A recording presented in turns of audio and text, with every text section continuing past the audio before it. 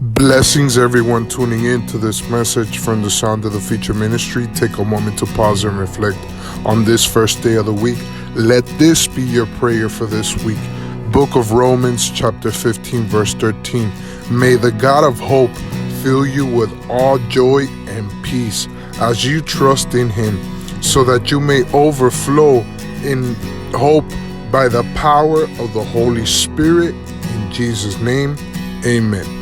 Bendiciones a todos los que sintonizan este mensaje del Ministerio del Sonido del Futuro. Pausa y reflexión en este primer día de la semana, que esta sea tu oración en esta semana. Romanos 15:13.